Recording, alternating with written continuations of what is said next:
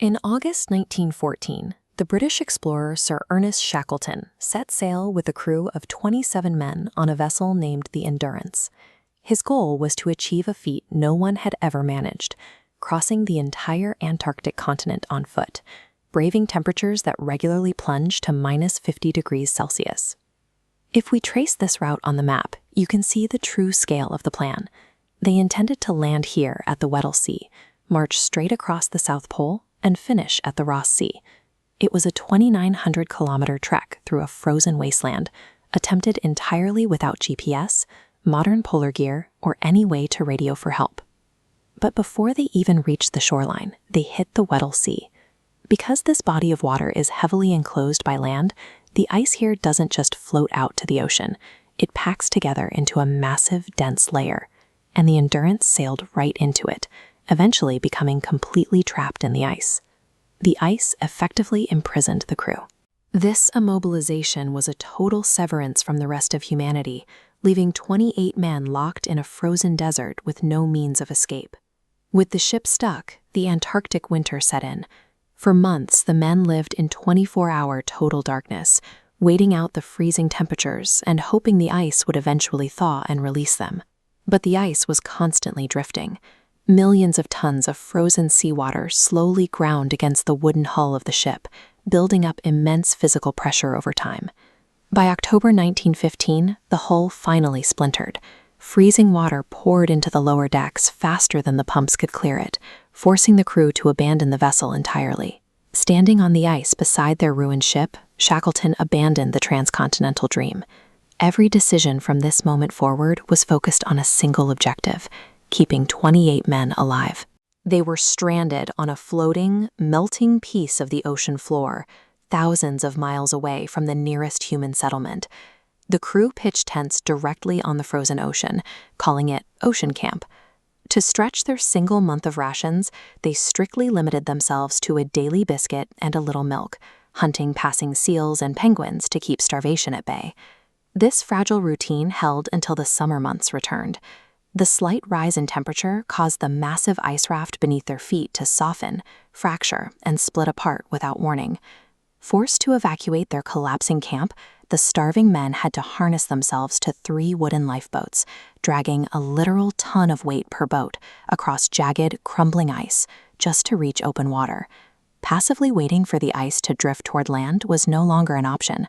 The ground they were standing on was dissolving, and they had to take their chances in the lifeboats before the ocean swallowed them. After days of rowing through freezing spray and dodging icebergs, they landed on the rocky shores of Elephant Island. It was the first time their boots had touched solid earth in 497 days.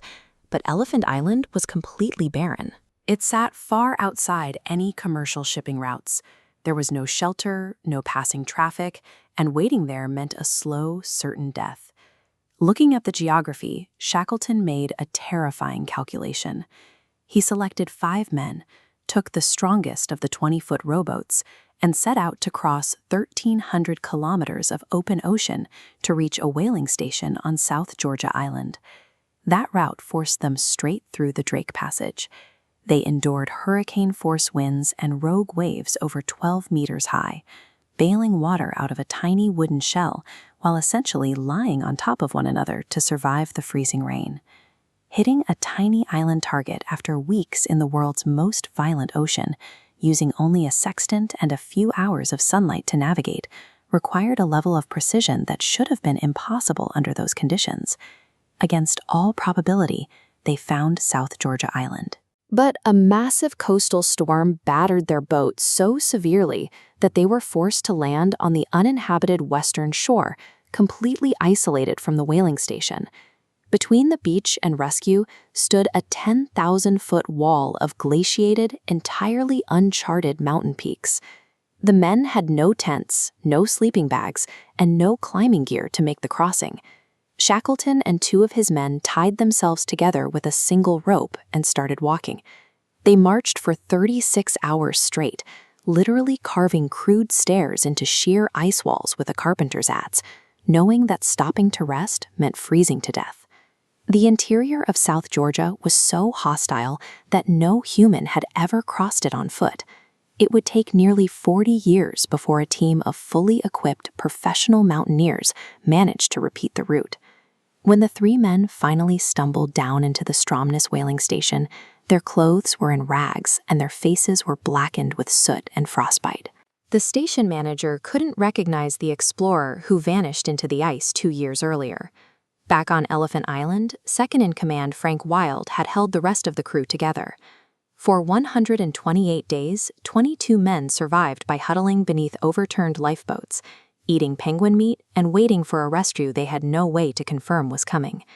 It took Shackleton 4 months and multiple attempts on borrowed ships to finally cut through the ice surrounding the island. As he pulled up to the shore, he counted the figures waving frantically from the rocks. Every single man had survived. The Endurance itself remained lost to the ocean for over a century. In 2022, investigators sent submersibles 10,000 feet down into the Weddell Sea. Thanks to the lack of wood-eating parasites in the freezing water, the ship sits perfectly upright, remarkably preserved in the dark. Shackleton failed to cross Antarctica. But the fact that he brought all 27 men home safely after 2 years of shipwreck and starvation remains the definitive example of leadership earned through impossible circumstances.